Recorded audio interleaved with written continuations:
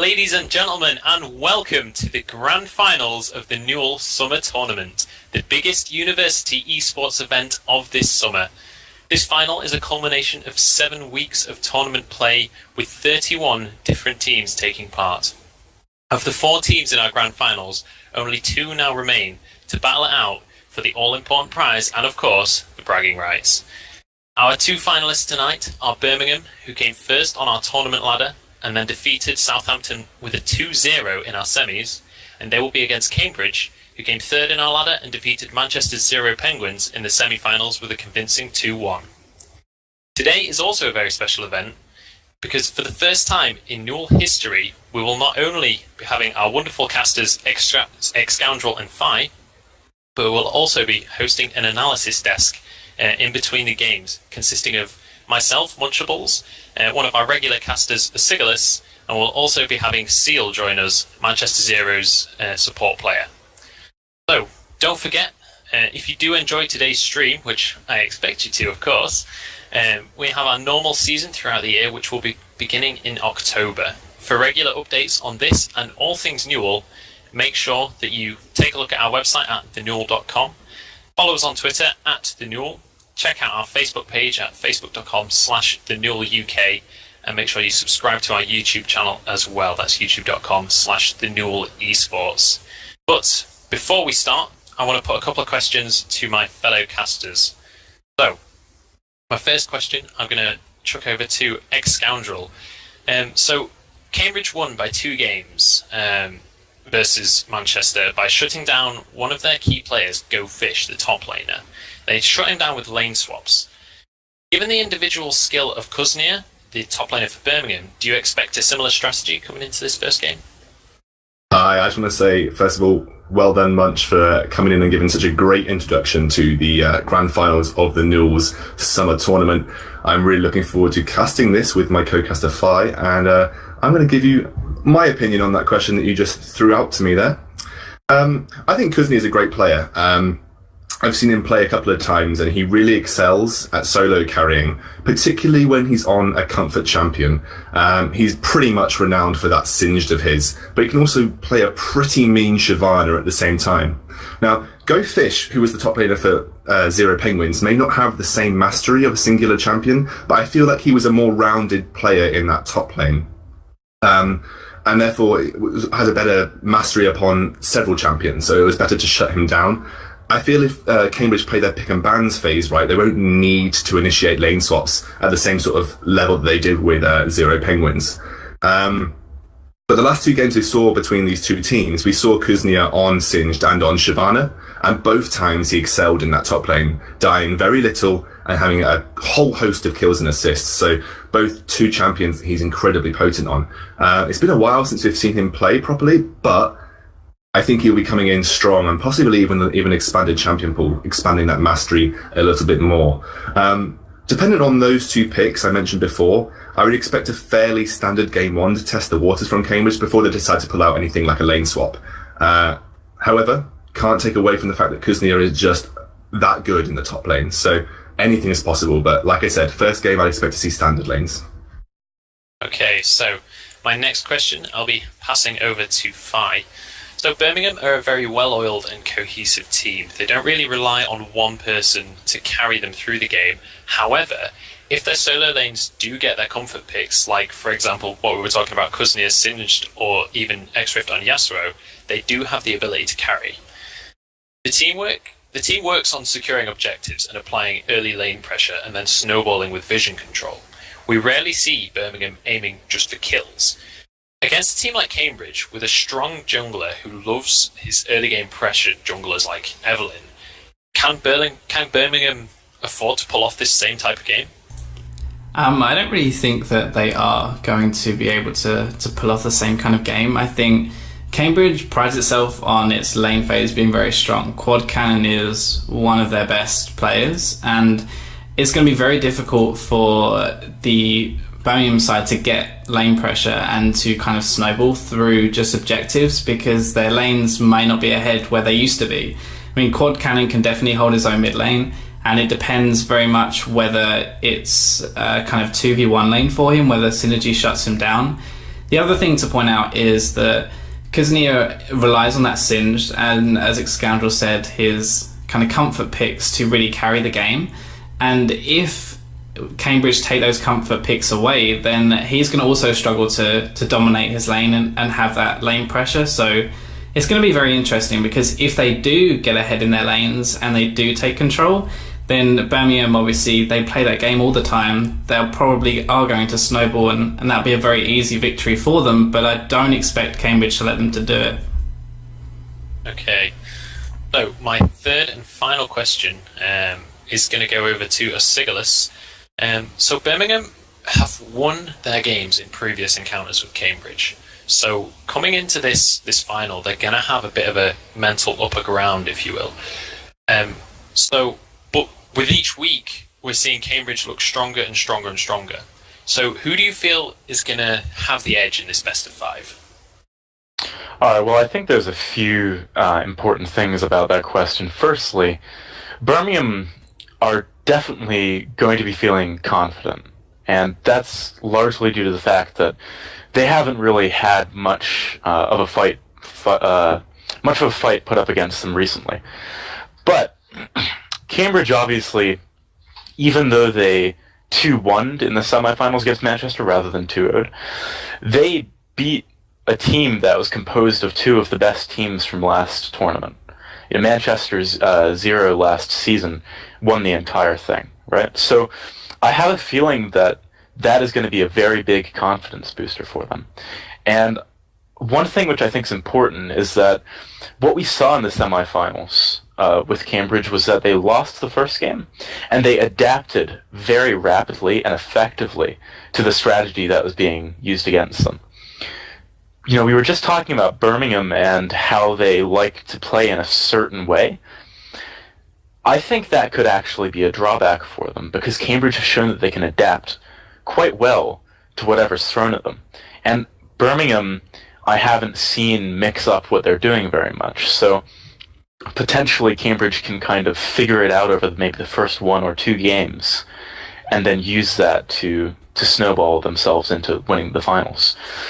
But in terms of who I think will pull out the win, I would give a slight edge to Cambridge, actually.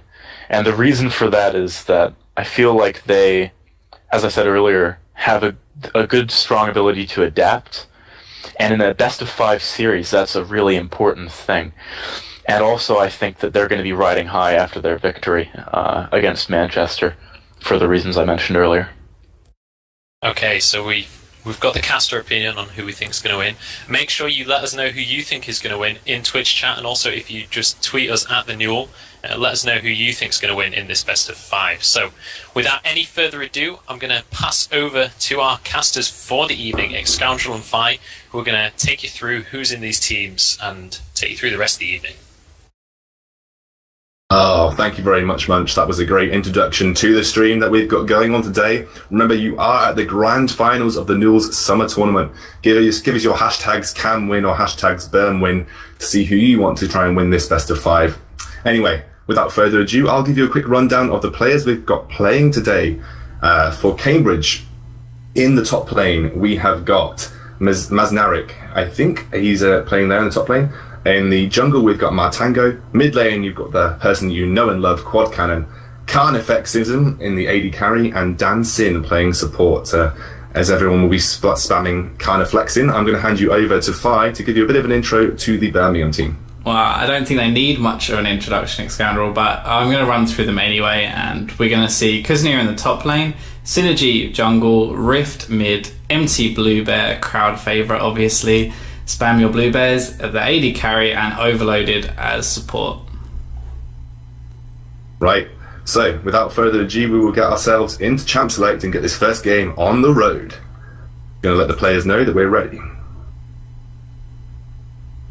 Anyway, as we're getting in, are you looking forward to this game 5? Because this is going to be the best that the university scene has to offer of this summer, and we've seen these guys play all throughout their 7 weeks of tournament, and they've all been fantastic. I believe Birmingham only lost 1 game all tournament to De Montfort Demons, so they're pretty much on the top of their game right now. Cambridge had a little bit more of a hard-fought battle to get here, but they did take out the second seeds, 0 Penguins, to come through and get to this final. And now we're in Champ Select. Fizz being banned out first. Nothing too out of the ordinary just yet.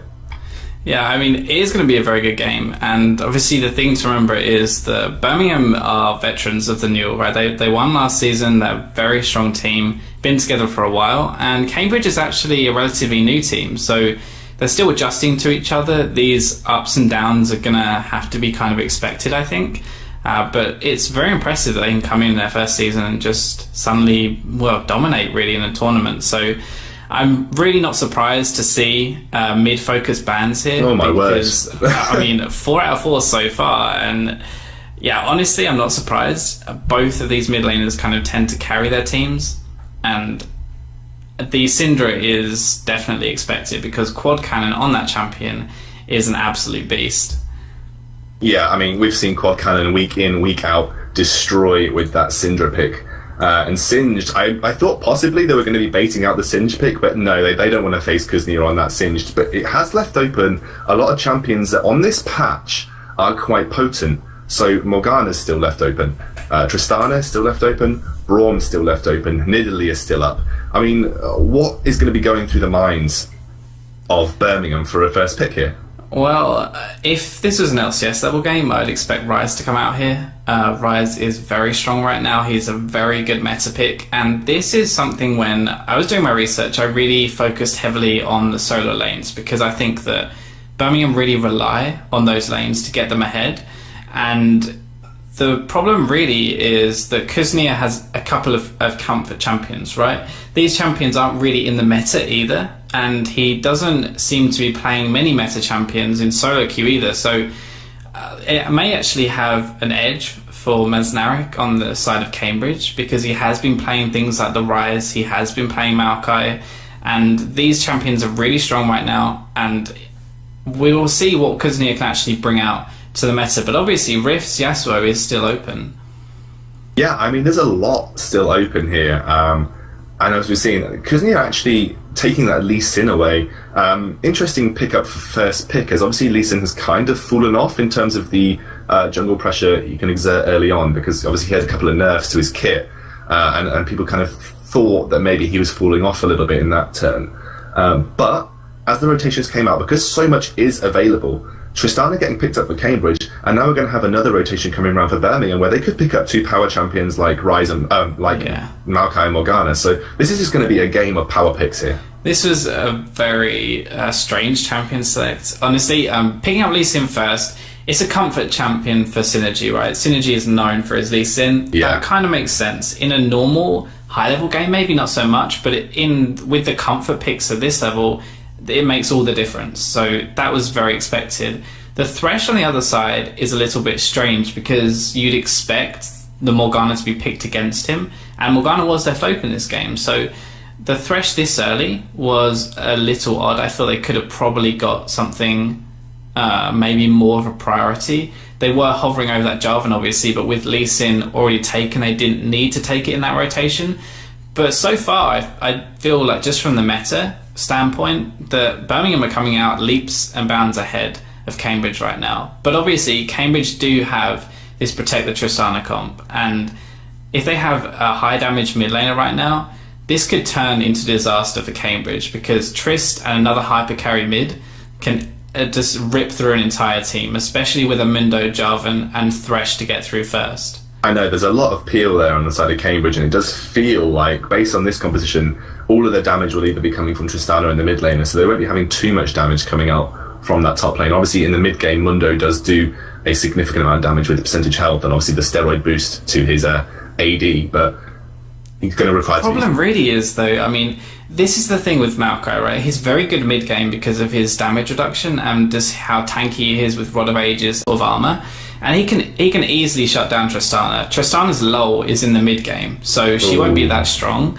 And this is what I expected from Birmingham. They've picked 2 very good mid game champions. And right now, if you put these 2 teams together at kind of 50 minutes, say, then Cambridge would win. But if you put them together at 20 minutes or 15 minutes for dragon fights, Birmingham are going to win. So Cambridge have to be very, very careful, and I'm going to be really interested to see what comes out mid lane here, because with these 4 or maybe even 5 bans with Lulu, what really is there left open for Quad Cannon to take? I know. I mean, all of these champions are some of Quad Cannon's best champions there, and his champ pool's been stripped here, and especially for some high damage champions, there's nothing that he can really back out onto. I mean, the Yasuo has been taken away too, so X-Rift's going to get his Yasuo. He's really going to be thinking now, and that is. I'm not sure. Wow, that is. I'm not sure about ballsy. that. I mean, that's a. I mean, I've seen Quad Cannon I've seen Quad Cannon on Katarina before, but that is a very, very ballsy pickup there. Well, I mean, it makes sense in a way, okay, because Katarina is very good against. Well, he's not very good against Yasuo, but she can deal with Yasuo. And remember that in the mid game, if Katarina does get going, then that could be a very good thing. Quad Cannon is really their carry on Cambridge, I think it's fair to say. And Katarina is a very hard carry champion, but you have a knockup from Yasuo, Lee Sin kick, you have Maokai, his two ways of stopping you. So if I was playing Katarina, I would not want to jump into Birmingham. I really would not want to jump into those 5 champions. So we're going to have to see how this goes. But the one good thing for Cambridge is that they have a very tanky team. Mundo, Jarvan, and Thresh are very tanky champions, and so Katarina can sit on the side and kind of wait for that perfect moment to come in, if that makes sense. Katarina doesn't work in squishy compositions because you want to wait for the perfect time, and if your team's already dead, then obviously you've already lost. But she's going to have quite a lot of time here to pick that fight. I agree. I mean, the Katarina is an interesting pickup because obviously she's one of those champions that really benefits from the resets. But Katarinas do really well when they can pick up the resets from damage that has already gone down in a team fight.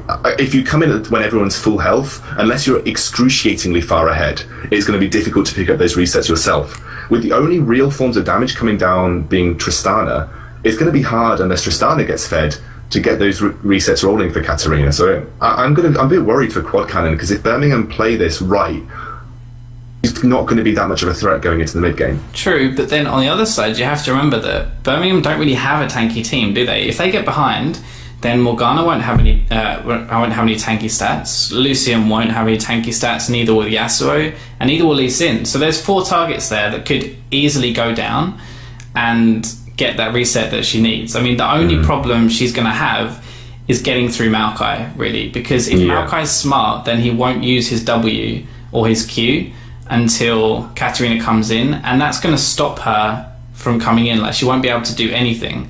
So it's going to be a very interesting matchup. Obviously, Yasuo Katarina is pretty much skill matchup, so it's whoever's better player is going to win that matchup. But Lee Sin and Jarvan are both good early pressure junglers. They're both very good at ganking the mid lane, and I don't expect it to be a 1v1, honestly. I expect Cambridge to realise that Quad Cannon needs to snowball. And on the other side, you're going to think, well, Synergy knows that as well, so he's going to also stick around the mid lane a lot. So you're going to have both junglers focusing on the solo lanes. And, I mean, top's just going to be a farm fest, right? But if Maokai or Mundo get ahead, then they could actually end up killing each other. So it's going to be a really interesting game, but I actually think it's going to depend on the junglers a lot this game, or obviously if the lanes just outplay each other. And this is something I want to pick up on because it's a trend we're seeing with Yasuo players these days. It started in Korea. They started picking up Exhaust on Yasuo. But what are your thoughts behind that? Because obviously Yasuo with having Exhaust actually synergizes quite well with his kit. Yeah, Exhaust is very clever on Yasuo because, I mean, you kind of want to take an aggressive summoner, but at the same time, Exhaust is kind of the mix between the two, right? You can use it offensively when you're fighting someone to give you that edge. And it's also very good, not just for Yasuo, but against burst casters. So people like Syndra or Katarina, those champions that want to exert a ton of damage within a couple of seconds. With this kind of setup, it means that he can just exhaust Katarina when she ults, and that's a lot of her damage gone already. And it probably means that Yasuo can turn the fight as well. So exhaust is very clever in this matchup. It means that Katarina's going to struggle to kill Yasuo while he has that. So I expect to see not much action one-on-one. Maybe she'll go in and just blow the exhaust, because obviously, remember that the exhaust cooldown is a lot longer than her ultimate cooldown. So we're going to have to see how this one plays out. But Rift is a renowned Yasuo, right? I have never seen quad cannons Katarina before, and Rift is known for the Yasuo, so we're going to have to see how it actually plays out. But the Yasuo should really have the edge, at least to survive. But it comes down to who's the better player, in honesty.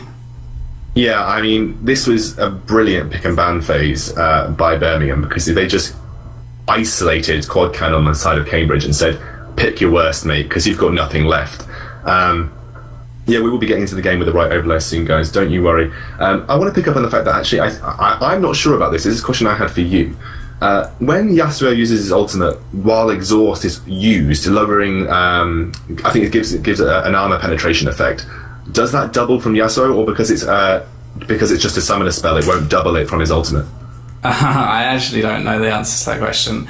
I don't know how the mechanic works on Yasuo's ultimate, whether it applies the effect. If the exhaust obviously has two parts to it, so the movement speed's slow, and obviously you can cleanse. The other parts not so much. So I honestly don't know the answer to that question, but it would be very interesting. I assume that it does work because we have seen Yasuo's taking exhaust for a long time, and that would make a lot of sense.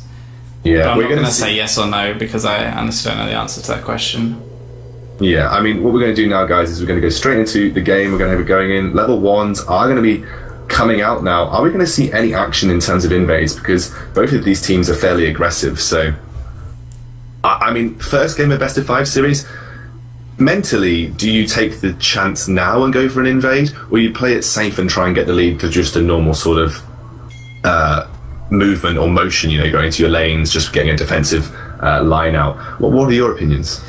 Invading in this patch is very dangerous because of the low cooldown on the trinket. It's very unlikely that you're ever going to be able to invade unseen. I mean, when teams do invade, they know that the opposition can see them, right? They just do it anyway with numbers, and they often end up trading buffs. I mean, sometimes if teams put the wards down too early, you can invade, but I wouldn't expect to see anything right now. You can see that they've kind of gone for this coverage, one at the top, one at the top side of mid, one at the bottom side of mid, and one at the bottom side of the map. So every entrance into the jungles are covered right now by both teams.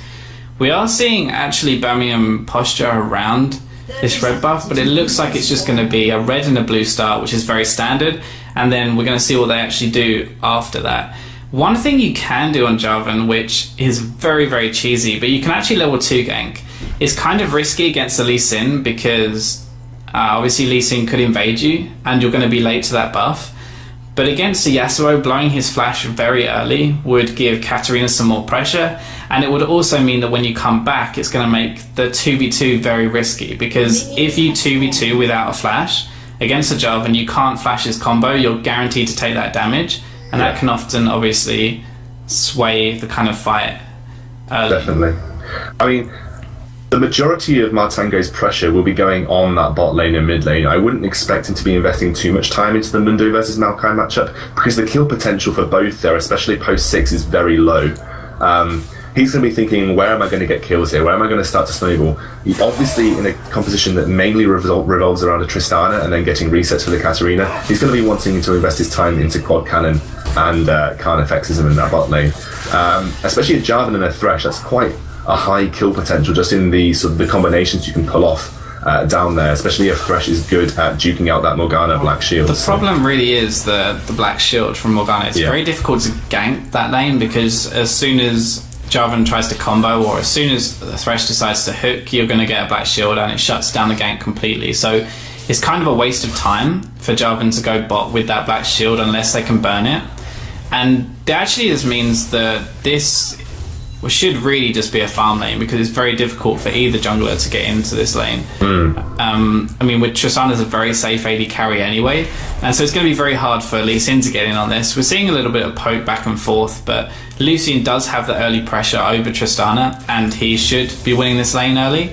Probably around level 5 we'll see Tristana come back in with a poke, but then it's all going to depend on whether bindings come through for Birmingham. We are actually seeing Lee Sin go top lane though, and gets spotted out by the wards, so that's a very good ward by Mundo.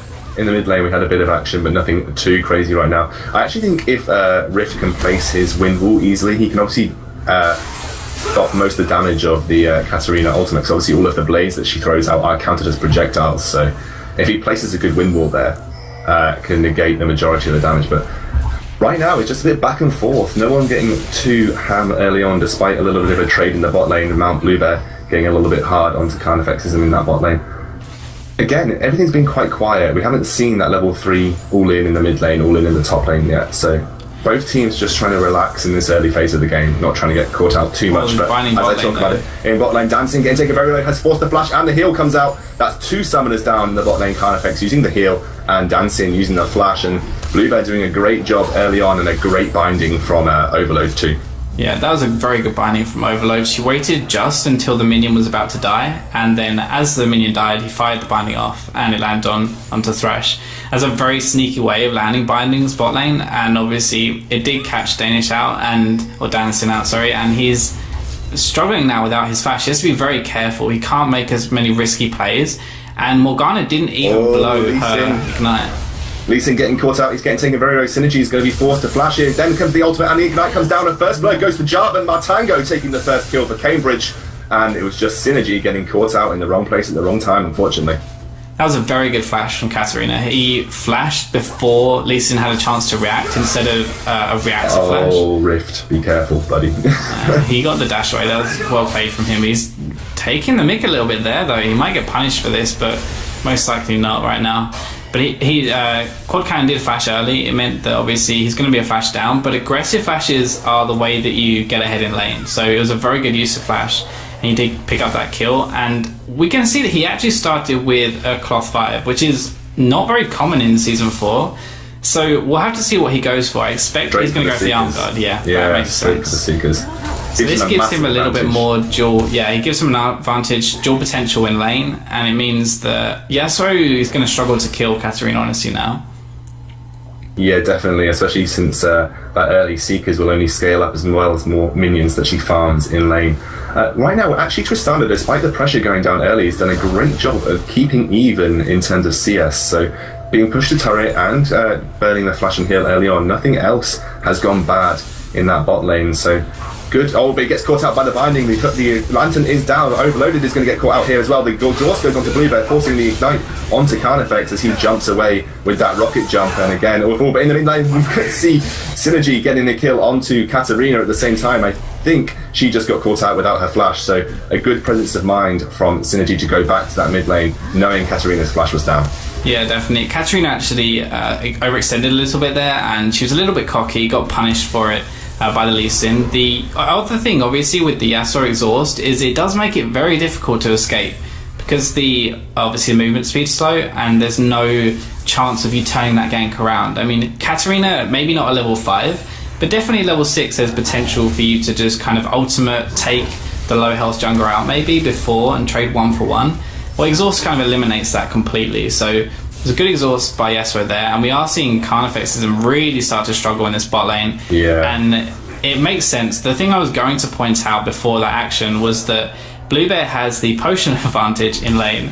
I know you mock me for this all the time, but so Bluebear had his potion, right? How many pots is he going to have when he comes back to lane in 5? I have no idea. A few if he's smart, but he got double Doran, so he's got lifesteal now, which is good. But obviously before the first back, you only have that 1 potion each, and Tristana blew hers very early from the trade, whereas Lucian decided to lifesteal, and it meant that obviously he has the extra potion, and he used that well. He went in, he traded again and forced her low, and she had no way of healing back up, whereas Bluebear did, so he obviously suddenly got the lane control. This pink in the mid lane, though, is really interesting. Really odd. Oh, I think they were trying to go for a 3-man gank in that mid lane, and unfortunately Rift just missed his knock-up as he tried to dash Q in there. And now Jarvan, Martango, having just picked up that blue buff, is going to come give some support to Quad Cannon. So again, everything just going down a bit quiet again, and the gold leads are exactly the same right now. Both are possibly slightly in favour of Cambridge, but both teams are about 10k, so no crazy early games like we thought. It was going to be fairly relaxed, just people working their way into this best of 5. Yeah, definitely. I mean, it's very in the mid lane. This is where Katarina's starting to shine now, because Yasuo doesn't have the exhaust, so there's no real way for him to stop all inning. The only way that he's ever going to be able to stop Katarina is if he already has his Q charged up, ready for the knockup, because obviously that's then dangerous for a good gank here. Jumps out of Garvin. He's going to get caught out here as Katarina does jump onto Rift. Rift has got the Ignite down. He's going to go down. Potentially, no. Escapes with the last tick of Ignite there. And that was a lot burn for Rift, who manages to get away at the last moment. That was a misplay by both teams, I think. There, the Yasuo flashed forward instead of behind him to dodge the EQ, which looked pretty flashy, but he actually in the bot lane. Yeah, it looks like Bluebear's getting taken fairly low, but Carnifex is forced to bung out. There goes the culling coming down to clear the minion wave, not actually hitting any of the champions, so a little bit of action in that bot lane, but nothing too crazy right now. Carnifex hasn't yet hit level 6, so is needing Here comes Lee Sin, though. Yeah, here comes Lee Sin, so he needs to get that level 6 before he has that burst of his ultimate. He is seen on a ward though, but no one's around to really stop this. So if they just brute force the tower right now, they could easily get that. The good thing there actually by Dansin was that he went for the aggressive hook. So he actually went in for the Lucian and tried to feign some aggression. Got some action in the top lane. I don't think surely they're not going to be able to kill each other. No, Kuznia's going in there. He forces that flash from Kuznia, and actually Mazan gets away, having already popped his ultimate. Now that Jarvan's shown himself top, Sin is going straight for Dragon. This is a really smart play. Lucian is stronger than Tristana right now, and Yasuo is pretty even with the Katarina, so it makes sense. There's nothing that they can do. And all they got for that was the flash. I think it would have actually been a better play for Jarvan to stay top and take the tower. They would have maybe got... I think they probably would have got most of it, if not all of it, because obviously Maokai right now isn't building any defense. He's got the Kuznia's going on to Maz, but he doesn't actually follow it up. You're right, yeah, he's not building any defense right now. He's almost just finished building that for the rod, and until he has that rod, he's not particularly tanky. Whereas the reason we're seeing Mundo win this lane right now is because he has magic resist, he has a percentage health damage, and all the Maokai really has right now is health. So there's nothing really the Maokai can do until he gets the rod. But now he actually has a lot of damage. We might see Mundo start to lose out a little bit, but it's very even actually across the board, apart from this bot lane where almost a 30 CS lead has created. I mean, that went downhill from the fact they were fairly even early on, as Jarvan is now going to go and clear out these pink wards in the riverside. But yeah, that's gone seriously downhill for Carnifex now. Yeah, it's not looking good for this Tristana right now, but at the same time, I mean, Bluebear is expected to win this lane early. He does have the item advantage with the BF sword and just the kind of the champion, the way the matchup is, Lucian should win. So Tristana will start to get back in the game, but the problem really is that they don't really have much damage mid-game. I mean, they have Jarvan, he has the Elder Lizard, sure, and they have the Katarina, but Katarina's not really fed, and Tristana's behind, so they're going to struggle when it comes to early team fights. Ango just walked straight over a ward there, and is going to get seen by Rift, as Rift is fairly low right now. I think Quad is just waiting for his ultimate to come up to give him the chance to get on him and try and get that kill. In the grand scheme of things, Quad kind of looks like he's been bullying this lane out, and despite that early kill, still seems to have the advantage fight. Yeah, he does. I mean, this is a skill matchup, obviously, but the later it goes, the more I feel that Katarina has the advantage. It's more of the matchup is very kind of back and forth, because if Yasuo is aggressive and Yasuo is constantly fighting, then he can possibly win, but the poke from Katarina is really high, and there's not much that Yasuo can really do to return it either. So every Q that Katarina lands onto Yasuo at this point, with not much life still, is going to add up. And Synergy is falling behind as well. I mean, he's 20 CS down right now, and Lee Sin does not scale as hard into late game as he used to. So this has to be a little bit of a worry for Birmingham right now, that Lee Sin is going to fall off a little bit. And as I said at the start, if Lee Sin doesn't get ahead and he doesn't manage to get the tanky items he needs, he's going to be a really ripe target for Katarina to get a reset off of. Tango's sat here for far too long. He must know that he's sitting on the wall, because now Lee Sin is coming down, but Bluebear took a lot of damage in that trade. Martango actually moves up, probably gets spotted out by the minions. Yeah. I mean, Martango's done a good job of farming, keeping himself ahead in that respect, but I feel like a lot of his time has been spent sitting on wards. So he needs to be careful in these next few minutes that he spends and tries to make it worth it, as he did lose that dragon, getting caught out, failing the gank in the top lane as well. Yeah, I mean the way that he's playing is not bad at all. It's apart from really. We're actually seeing bot lane though. Yeah, Blue Bear, the ultimate comes down from Overload. If he has to force the flash, though, the ultimate comes out from Carnifex. He's going to get a reset. They're going to possibly get a kill onto Overload as they do manage to land the explosive jump. But there's the flay. He's going to go out. I don't think they're going to turret dive this, as Dancing gets the ignite onto him and takes a couple of turret shots for the potential dive there. And that's just going to be pretty much a win for Carnifex. He's going to go back and take that gold and say, actually, I was losing. Tower as well. Yeah, I know. I was losing, but now I'm going to get back into this now. Yeah, I mean, Blue Bear was a little bit cocky. He took way too many auto and E trades from Tristana, which is basically just... Tristana is such a free champion when it's like that to trade with, because if you don't go aggressive on her, she just sits back and she trades like that, and there's nothing you can really do. But if you're aggressive on her, as we saw earlier, then you can dominate her. I mean, he had a 30 CS lead. It's still 25, but he managed to die because he wasn't healthy enough, and then obviously got hit by the hook. So there's a good play from Carnifex. They don't get the tower though, and so Lucian is still ahead. He's got his Infinity Edge. That is really big for Birmingham right now. If I was Birmingham, what I'd be doing right now is focusing all my attention around this bot lane, because that is a really big advantage, combined with the fact that Lucian is already stronger than Tristana at this stage of the game, because obviously Tristana is an auto attack reliant champion and Lucian is an ability reliant champion, and abilities tend to do better when you're kind of this early into the game, and obviously auto attacks need more items, so Tristana doesn't have them yet. I would be looking to take this bottom tower, possibly even dive, and then take the next dragon when it comes up. I mean, look, Quad Cannon going straight onto Rift. He actually gets the wind wall out a little bit late as Sin tries to get in and do some damage back. But look at the damage that Rift took there before he managed to get the wind wall out. And he's really low right now. He needs to be careful at this stage. And actually, Sin is coming in. I don't know what they're going to try and achieve from this. A good ward jump from Katarina. I mean, that was close right there. That was really good. Really well played. And Lee Sin flashed as well for I know kick, he did, so... yeah.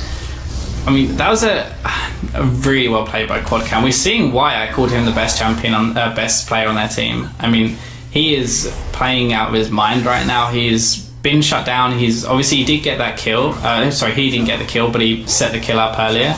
And then he got ganked. He lost a bit of farm to the turret, but now he's really... Oh, we're going to see a TP come down. Oh, TP coming down here from Kuznia. They're going to try and catch out Martango. No one knows he's there. He can just flag and drag away, though. Sin actually misses a point blank cue. Here's the teleport coming in from Mundo. The culling comes down now. Martango goes down to Blue Bear. That's kind of getting locked up by the ultimate from Morgana. He's going to flash away as Mazanik does get down towards that turret. He's getting taken very low right now. The Infinity Edge doing serious work for Blue Bear. Here's Carnifex on the back line. Blue Bear getting caught out. The ultimate comes down. Quad Cannon gets the kill, but another kill goes over to Lucian. Mazanik has to get out. Rift flashes in at the same time, gets flayed under turret. He gets taken very low. The exhaust. And it picks up the kill with his tornado. That was a crazy fight, but Birmingham coming out the top there. That exhaust at the end literally just saved two of them right there. If that exhaust didn't come down, he would have killed Yasuo with that auto attack. He then would have gone on to Lee Sin as well, because Maokai had no cooldowns, Lee Sin had no jump, and Lee Sin was probably a rocket jump and 2 autos away from death. So that exhaust actually just saved that fight, the whole fight for Birmingham. And I can't help but feel that that was just all miscommunication. So coming into this game, basically a friend of mine asked me how good are these teams you're going to be casting, and I said, well, they're both top tier teams, but they're very good at snowballing and winning a game, but they're also very good at throwing games. So either of them can make huge mistakes that can cost them, but they can also make huge plays that can... Dancing is getting caught out. The blue he steals it with a great smite steal. That was poor play from Dancing as he gave away a kill and a free dragon there. This is what I'm saying. This is what I mean. These little plays are all going to start to add up, and you really don't want to give Birmingham any kind of advantage, because we know how good they are with snowballing games.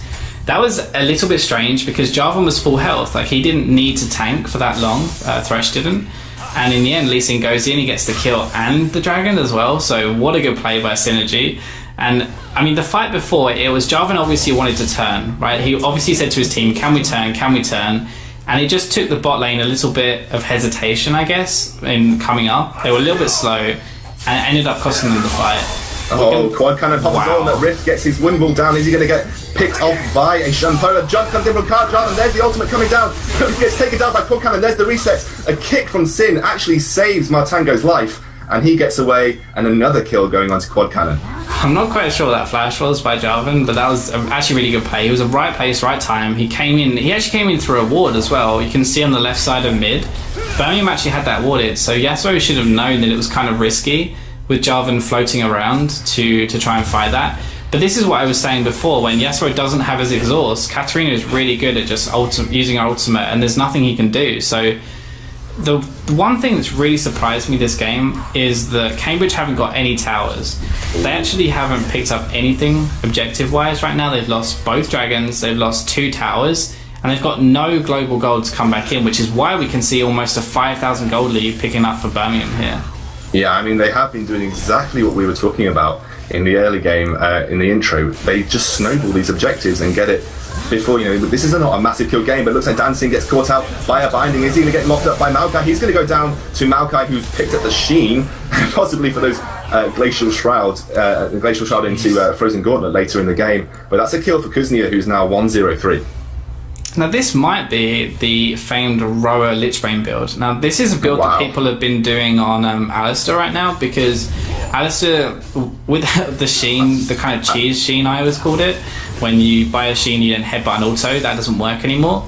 So people have been building Rod of Ages for the damage in lane with his WQ combo, and then they've been going into Lichbane afterwards to just do a ton of damage. I would be extremely surprised if that was a Lichbane Maokai, just for the fact that obviously Alistair gets that sort of 75% damage reduction on his ultimate. But, yeah, I mean Maokai gets that on the ultimate as well. Not quite as much, I know. But I would absolutely love it, trust me. It would be amazing. It would. I mean, a fist, either one would work. The Lichbane is just something we've been seeing a lot at the moment with the Alistair.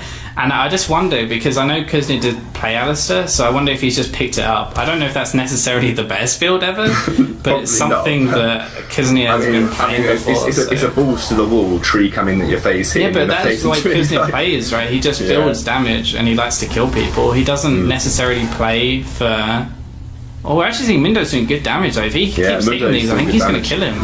Yeah, I mean, just pop the ultimate. There's the ultimate coming up from Mundo. He's trying to land those infected cleavers. Actually misses the minion wave, probably saving Kuznia a good deal of trouble there, as the ultimate from Mazarnik is going to get him back towards full health. But at the moment, Birmingham in the driver's seat, Cambridge on the back line. I mean, what can they do right now? Because they've just lost control of all of the mid side of their map and their blue side jungle in one fell swoop. Honestly, this is the problem with picking a late game team comp into an early game team comp. I mean, obviously, Birmingham, they aren't really... It's hard to call them an early game team comp because they do have Yasuo, they have Maokai, which are good late. I mean, Yasuo is very good once he gets even just one item, his Shiv, and so he can easily fight these team fights. He's good in these team fights, and so is Maokai with only one item. So this is the problem. If you don't win your lanes and you're against a team that is very good early, you're just going to be constantly pushed because you can't find ways to win. I kind of feel like Birmingham play this very win lane, win game kind of style. They always try and win their lanes and they push. Obviously through the vision, we can see right now, look how many blue wards are in the enemy jungle.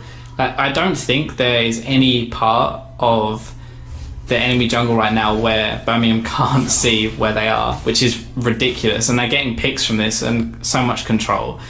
And so that's why I don't think it's a good idea to give Birmingham a comp or to give them an early comp and play something that takes time to ramp up. This is something Munch picked up on in the intro, that Birmingham tend to starve out their opponents just through really great vision control, and they're kind of displaying that right now. Their vision control is exceptional, like you were saying. They have got vision entrances on the blue buff, on the red buff. They've got backside jungle entrances at the Wolves and the Raves. All of this is covered for Birmingham right now, so any movement in the Cambridge jungle, they'll see where they are. And with Dragon coming up in 30 seconds, all of this blue side coverage is going to be incredible for starting a fight, considering that Cambridge has got very little. Yeah, look at this. They're either going to get the Dragon for free or they're going to get a kill. This is really well played. The only saving grace is they have cleavers. That's exactly what I was going to say. They have the cleavers to scale. Mazanic getting locked up. There's the twisted advance onto him. He has been used on a potentially tanky target, though, as Kuznia is now going to back off with his ultimate, which now only lasts 10 seconds, I believe. So he's not got that up for another 25 seconds. So if this forms a fight, he's going to be a little bit stuck as Dancing gets caught up in a binding, and the pool there loses about a third of his life. This is going to be a big dragon fight, I feel. Yeah, I feel like this is almost a mistake from Cambridge, because they're not in a position to really fight this. I don't think they have the damage to do this. I mean, obviously you can turn these fights, right? It's League is a game of playing the fight correctly. It's not just a gold lead, but numbers do still mean things. They still mean that obviously Birmingham have more gold, they have more items, and this is a very risky play. Overloaded taking a lot of damage. Kuznia is going in there with his ultimate on. Mazanic gets taken very low. He's going to escape with his modicum of health as Overloaded gets taken down by Quad Cannon. He's got the resets. His Rift coming in the side. Quad Cannon getting another reset. But there's Mount Blue Bear. He's going to take a very low. Carnifex is in the middle. That is a very ballsy. Eddie carries a double kill coming up for Quad Cannon. Kuznia is going to be the next target who goes down to Mundo. And like I said, this was going to be a good fight for Cambridge if they could pull it off. And the Katarina is starting to work. Well, I guess I just throw everything I just said out the window, right? Well, that all came, I don't know if you saw, but Morgana went in there, and it all came from Quad Cannon getting the ultimate, a full ultimate, by the way. Nothing interrupted him,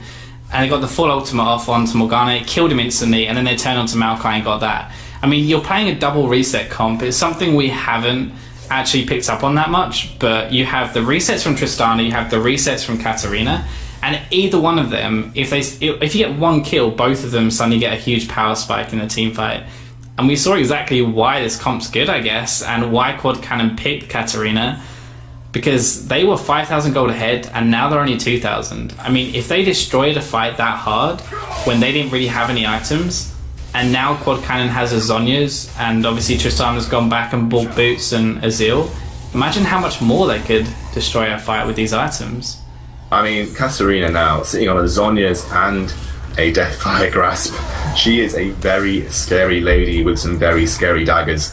And Tristana, 204, Carniflex. He may have had a weak early game, but is starting to shine now. Once he finishes that static shiv, everyone knows that threshold is a massive one for Tristana into the mid game. And I just feel like Cambridge can only go up from here. If they're winning those kind of fights, they're still behind on gold. But if they can pick off those types of fights again, unless Birmingham really focus Quad Cannon, they're going to have a difficult time. And I feel like they didn't give enough respect to Quad Cannon in that fight. There wasn't, Maokai just jumped on the first target he saw. No one decided to go onto Quad Cannon. No one waited until they saw Quad Cannon before they engaged. Definitely. Birmingham definitely overhyped or overestimated how far ahead they were. They just got way too cocky. And I mean, I think what Cambridge are doing right now is very smart, because if we look at the two team comps, yes, obviously Tristana gets very, very strong late game, and so does Katarina. But Katarina struggles a little bit when her opponents are really tanky. When Yasuo starts building some defense, and he has a ton of damage as well, and when obviously the Crucible comes in for Morgana, and the Maokai gets even tankier, it's going to be really hard for her to actually kill people. And when it gets to that stage, then the resets aren't obviously going to be as easy to come across. So there's points for letting it drag out, and there's obviously points for just trying to end it as quickly as possible. But Cambridge can obviously win fights now, and so that's what they should be looking to do. They should be looking to 5v5. It's going to be a possible quadra-kill. Is it going to be no quadra-kill for Carnifex? That was a crazy team fight because everything was going off there, all initiated by a good kill from Quad Cannon and a lot of damage coming out with a good pick onto Kuznia, who actually managed to escape.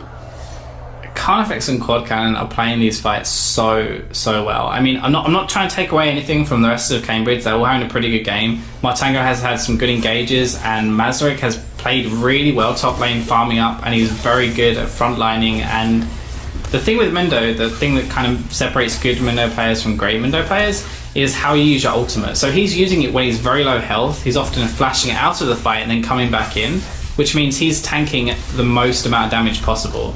We actually might see Kuznia go in here. This could be really risky. Yeah, Kuznia is going to get knocked out there. He's very, very low. He's going to get down. The exhaust comes down. They go, great. This is a little bit of a multi-barrel from Cambridge. They're going to get stolen away from them by Synergy, and that was just not quick enough for the respawn timers on Birmingham. That was, yeah.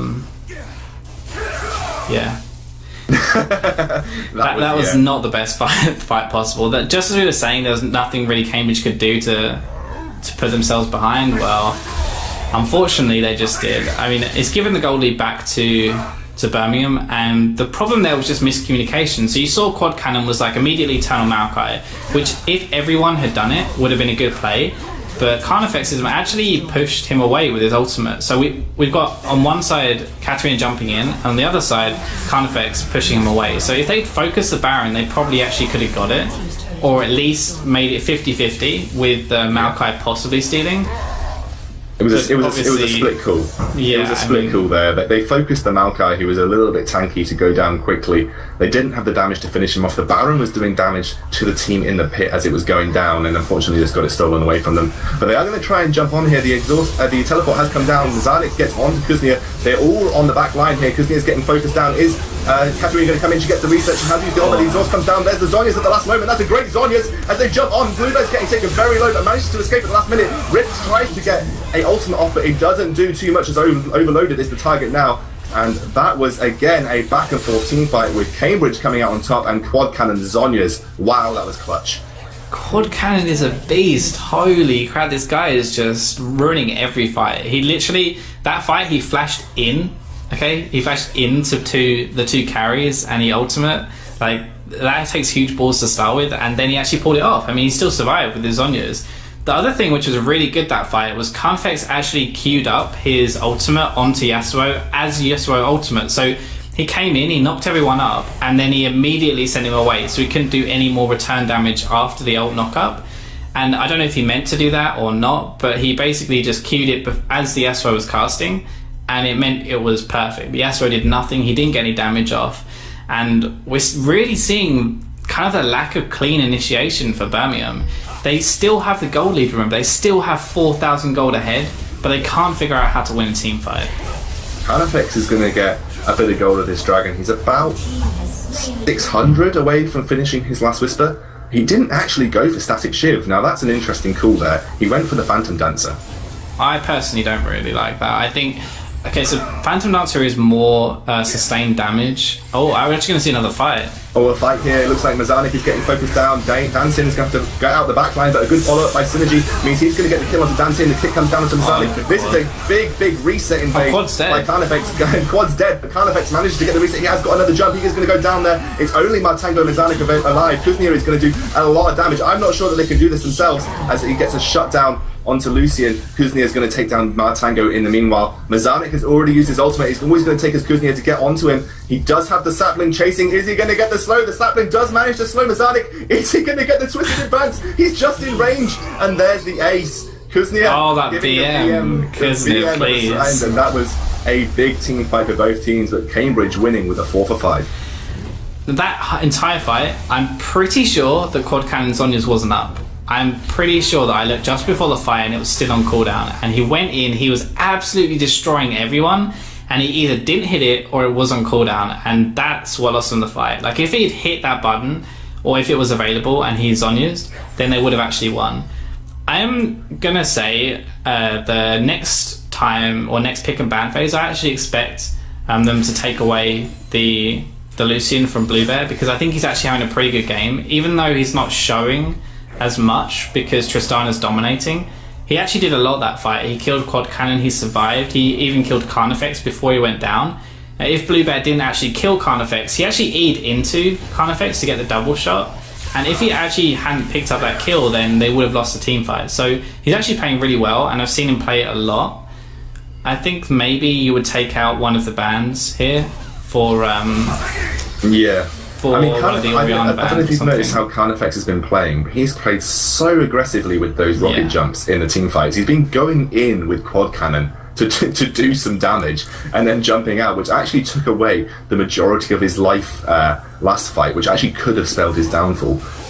Maybe I kind of like Carnifex to sit a little bit more on the back line as a Tristana you'd expect to do, but he's balls to the wall right now, and that's how he's playing.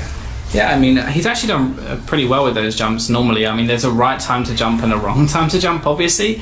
And he's mostly been getting it right. I think that last fight was, you were right, is a little, way too aggressive. But we're going to see... They're looking for an engage. We've got a flash here from Kuznia. He wants to do it.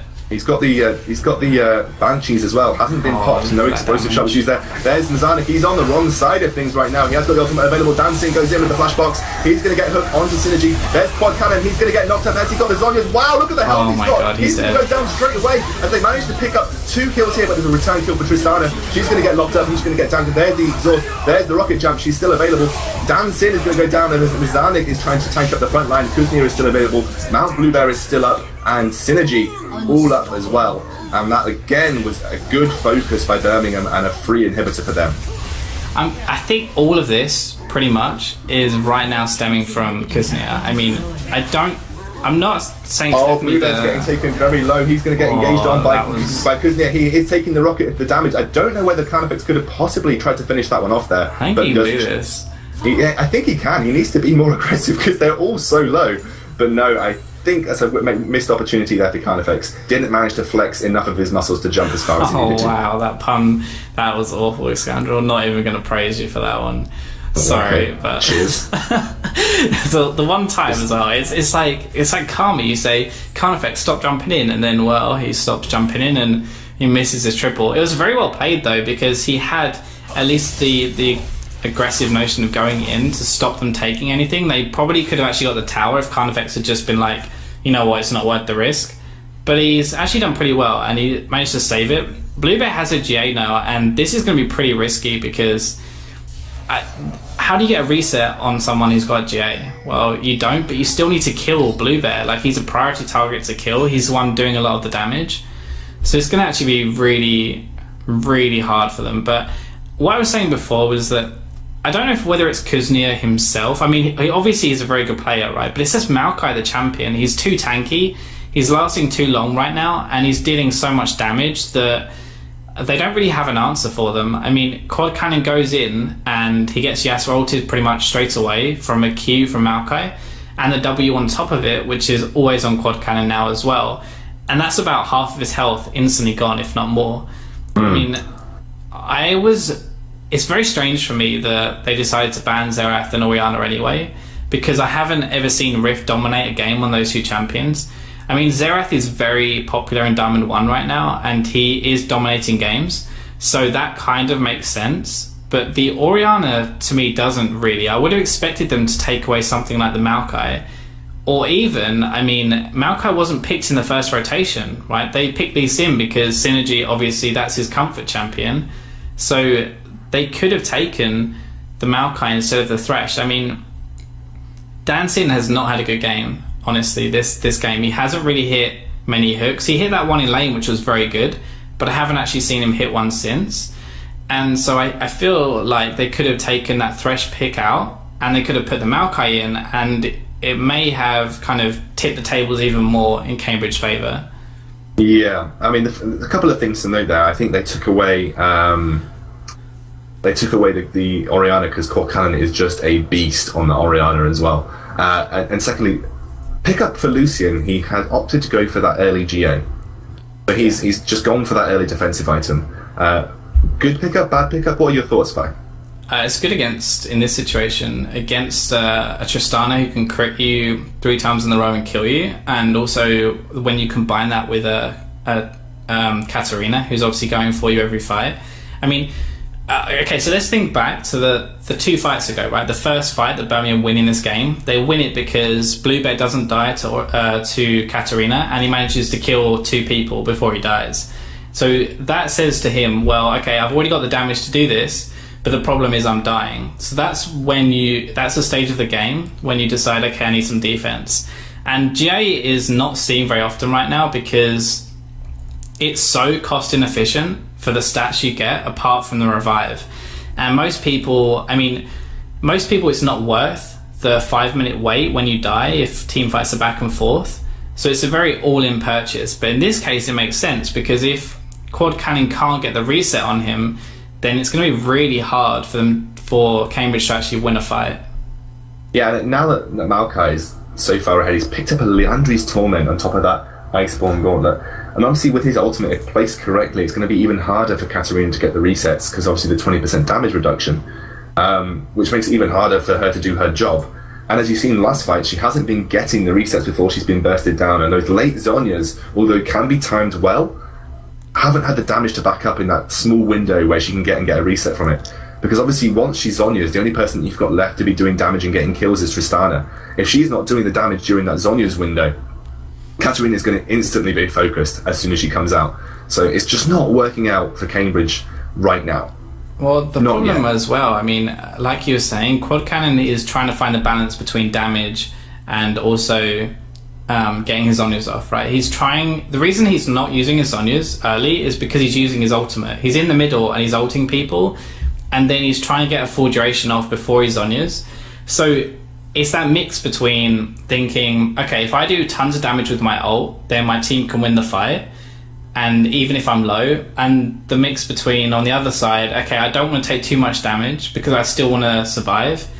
But the problem is, if he goes in and he ults and he leaves everyone like 50%, and then no one can pick up another kill, he's just going to die when he comes out of Zhonya's anyway. Mm-hmm. So what's the point of surviving if you can't do anything? And this is what you picked up on Cambridge's team comp. There's not enough damage to back up the role of Katarina here. Because once she goes in and becomes the target in Zhonya's, there's no one apart from Tristana to aid her in getting resets. If she gets everyone to 50% health and no one is killed when she's in Zhonya's, she becomes useless. Almost, anyway. Yeah, the other thing is really, well, okay, so let's look at the team. I mean, 8-1 Tristana, they definitely have the damage, right? But he can't get through Maokai. That's the difference right now, is Tristana cannot get to the targets that Katarina is trying to reset from. And you're right, they don't have any other damage threats. I mean, Jarvan is full tank at this point. Thresh obviously doesn't do anything. Mindo's not doing any damage. So, I mean, Maokai can kill this Tristana one-on-one, and Quad Cannon has to do everything else himself. Like, I mean, this is really the problem with a Mindo versus Maokai matchup, is Mindo will actually survive probably for longer because of his ultimate if he uses it correctly. But the problem is that Maokai can kill people and Mindo is going to struggle. So that's the real difference we're seeing right now. I honestly believe that if we were taking Kuznia off Maokai and putting him on something like, I don't know, any other tank right now, then Cambridge probably would have won the game by now. Yeah, and it's going to take a little bit more ramping up for Tristana to get to a position where she just auto-attacking people down like crazy. If she gets that Bloodthirster finished off, or the Blade of the Ruined King, which may be more appropriate, she will then start to be able to sort of sit on the outside of the team fight, maybe get some peel for herself. I feel like at the moment, what Cambridge are doing is they're all-inning for the Katarina, and that's leaving Tristana by herself. She's not getting enough peel, she's not getting enough damage down before she gets engaged on. What they should be doing is trying to peel back, waiting for the Katarina to engage, maybe waiting for Birmingham to engage onto them, then start peeling back. But we'll have to see how it goes. Well, at this point, I think you're right. I think you have to use the towers as the sixth member of your team right now.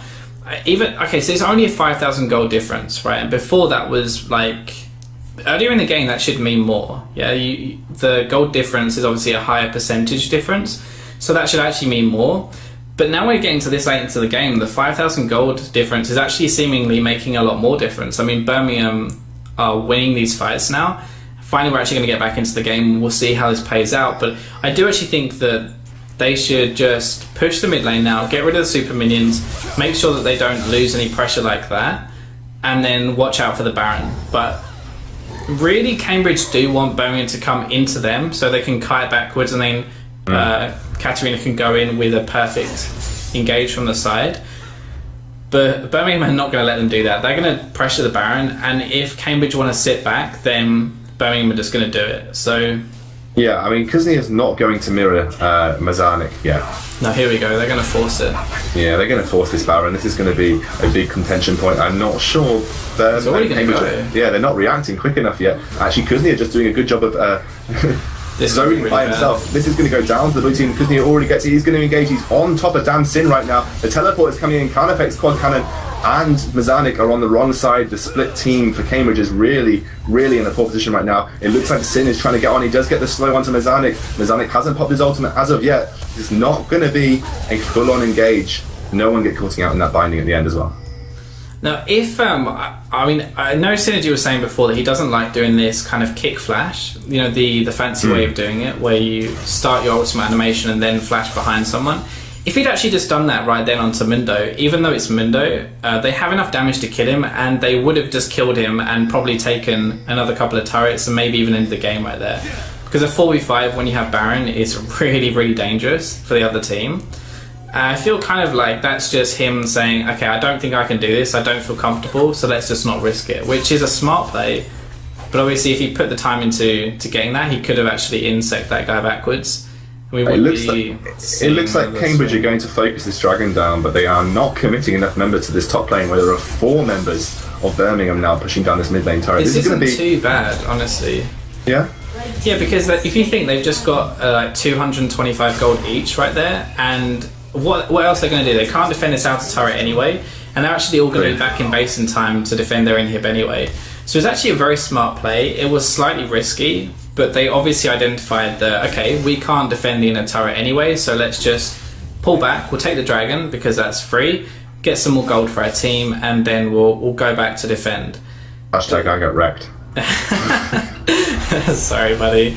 But yeah, in the mid lane now we're actually going to see the inhibitor up soon, and that's going to be the next big fight, because if Cambridge decide to try and defend it, I feel that's probably going to be a mistake, and that's where Birmingham will capitalise. Looks like this is where they are going. Sin is going to get caught up here. I don't think he's going to follow up with that hook, and this is just going to be a back and forth movement for the Birmingham team here. They're just going to slowly force their way with this Baron buff, trying to get something out of it. The mid lane inhibitor has respawned, so this probably will be the focal point of the next team fight. The really big problem right now is Mundo is getting absolutely destroyed by this Maokai. Yeah. I think this is, I honestly feel like this should be just left alone, and the Cambridge should hope they can scale a little bit harder and have Tristana, once she gets that bloodthirst, so she may be able to deal with Maokai. But right now, if they stick around, they're going to lose it anyway, and then they're going to have a really bad fight.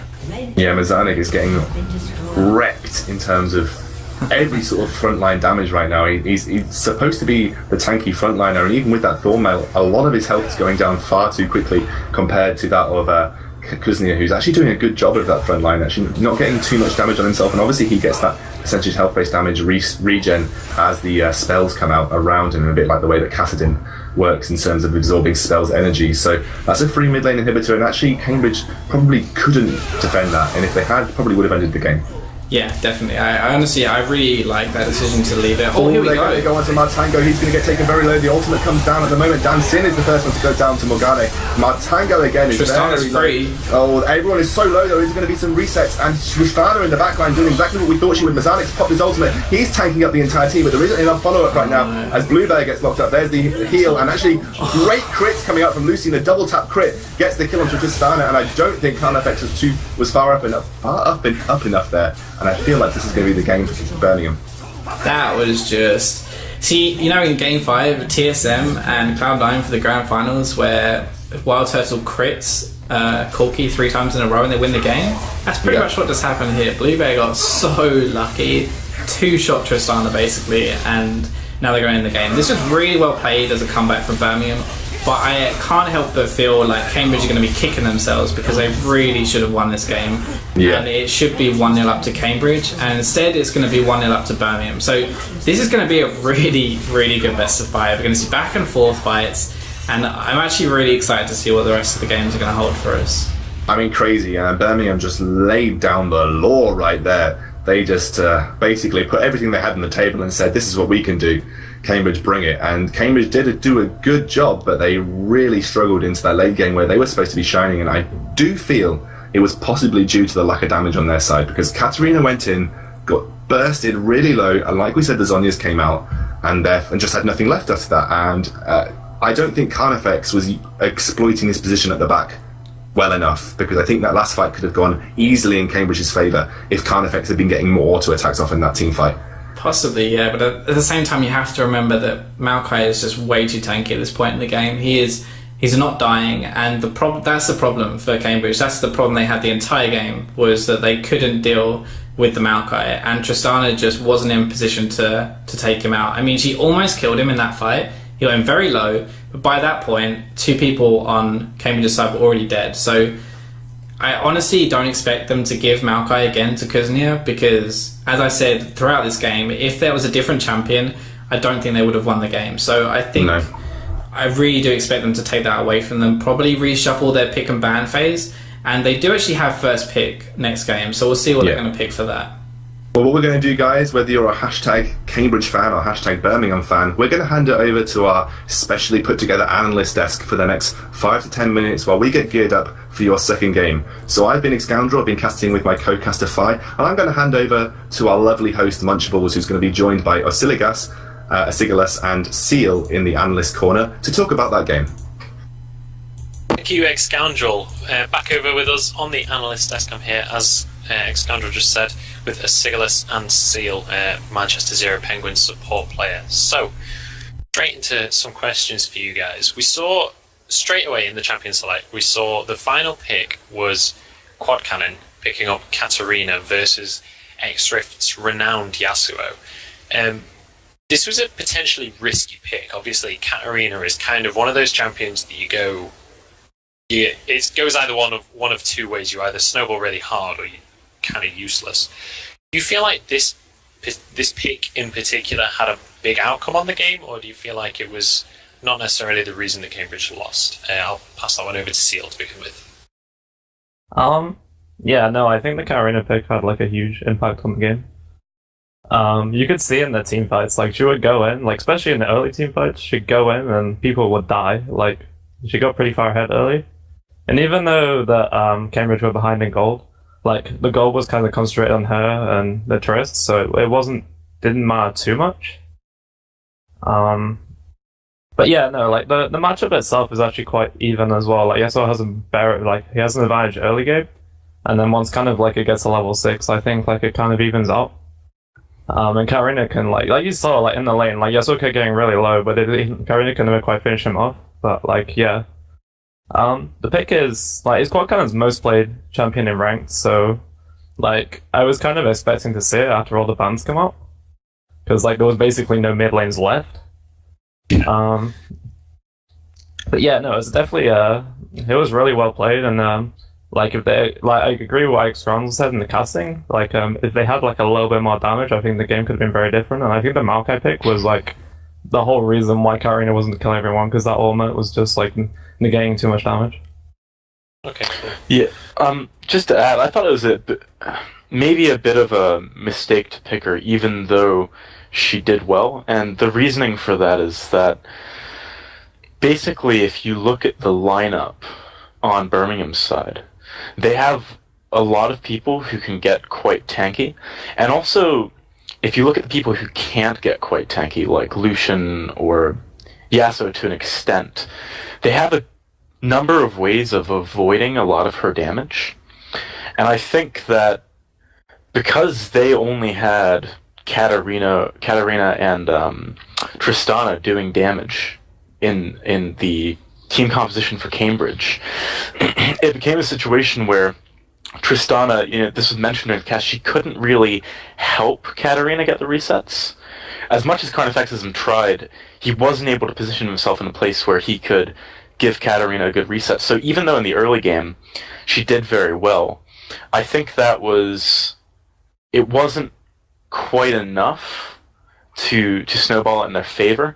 And, I mean, potentially there were some decisions that Cambridge made which didn't let them end it as soon as they maybe could have, but I would have liked to see something other than Katarina, but obviously it was difficult because of the champions that were banned out. Yeah, definitely. So, around the 20-minute mark of the game, we saw Birmingham having a pretty convincing lead. They'd taken 2 towers down already. They had a 5,000 gold lead. I believe they'd already taken 1 dragon as well. So they were sort of fully in charge of the game at this point. And despite only being 2 kills up, how do you feel they took this sort of snowball, despite not really getting many kills as opportunities up on Cambridge? So there were a few things that led to Birmingham getting that lead. The biggest one was probably the fight by Dragon at around 1520, I think is when that happened. X-Rift and Synergy tried to go in onto Quad Cannon in the mid lane, and she got away, but Synergy decided to go back in, and it looked like it was going to be really bad for Birmingham, because the Dragon was spawning, Synergy just used his flash, and because they tried to go back in, X-Rift never had a chance to base and heal, because he'd fallen very low to Katarina when Synergy initially came for the gank. However, a really good teleport came out of Kuznir, and they managed to engage in a full-on 5v5 fight. Both bot lanes came to the mid lane. Birmingham very nearly lost that fight. Towards the end, it was basically X-Rift's exhaust, I think it was X-Rift's exhaust, onto Tristana. It blocked most of the damage of the auto attack that would have finished him off, and then allowed Tristana to get another kill. And because he was alive, he got one last Whirlwind Q off onto Mundo, which picked up the kill, and it knocked up Tristana so she couldn't chase. And that lead that they established there was really important, because afterwards, Cambridge knew that Birmingham was going to have to go back, so they tried to go for the Dragon. And Synergy got the Smite Steal and the kill onto Dan Sin. So those two things happened sequentially, one after another, and both of them were the catalyst for the gold lead that you saw going into about the 20-minute mark. They pulled ahead by a very well-fought close fight in the mid lane. That was basically what set them up. Yeah, no, to add to that, like, especially because I have experience playing against Birmingham, like, you give them an inch and they always take a mile, and the way they do it is through vision control. Their vision control in early game is, like, unlike any other team I've ever seen in the Nuel. Like, you look at the mini-map of, like, 10 minutes, and they have, like, 3 pinks down in, like, random places, and they have, like, 2 sweepers. Like, mid lane already has sweeper at 10 minutes. And it's, like, that kind of vision control they have just gives them really, like, you know, Dragon becomes really easy to take. Like, Dragon is easy when the enemy cannot get vision of it, and that's what they're like, Birmingham are really good at doing, is that they just exploit vision and bait people into bad fights. And then they just, like, they win the fight, and then they take the objective anyway. But, yeah, no, the synergy, like, the steal on the Dragon was, yeah, that was a pretty huge one, because that Dragon should have been really free. Yeah, definitely agree with that one. That was quite nice. And he also obviously picked up the kill onto Dancing as well.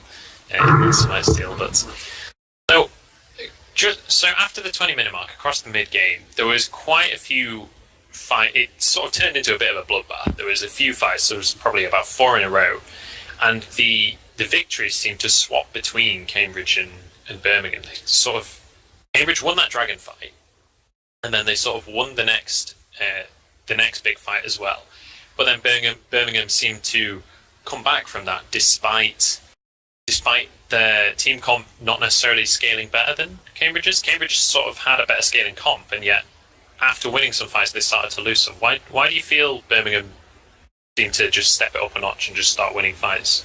I think the turning point, like, Cambridge was slowly coming back into the game, and then the kind of throw was when they like cleaned up a fight and they went to do Baron, and then they got caught at Baron, and like 3 of them died and they lost Baron. That was the point where Birmingham got back into control of the game, and I had to kind of question whether it was even worth going for the Baron, because, like, when you have a Tristana and you have a Katarina, when you have this kind of, like, extremely strong lane game comp, like, do we really need to rush this game?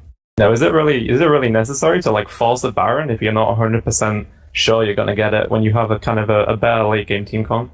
Yeah, I definitely agree with that. And if you look at the people who were doing the Baron, it was early enough in the game that none of them had as much damage as they needed to really chunk it. One member of Cambridge was actually dead when they went for it as well. So it was only the 4 of them on the Baron. Some of them had half health or so when they started because they had fought recently. And Kuznir was so far ahead at that point. I feel like they should have known that with his ultimate damage mitigation and how tanky he was, if he came in, he could do a very good job of disrupting whatever attempt they made it. And there's a bit of miscommunication there too as well, because Tristana and one other kept on the Baron, and Mundo disengaged to try and fight Kuznir. So they weren't on the same page about what they wanted to accomplish. Because had they all swapped onto the Maokai, they potentially could have gotten a kill and then backed off. Although, even if they did that, they might have lost the Baron afterwards, because they'd all have to retreat on very low health. So I think overall the Baron call was a bit of a mistake, and it was definitely, as Seal said, where Birmingham came back into the game. Yeah, definitely have to agree. So that's the end of our analysis section for this game. We're going to head back over to Excoundrel and Fi to take us straight into Game 2.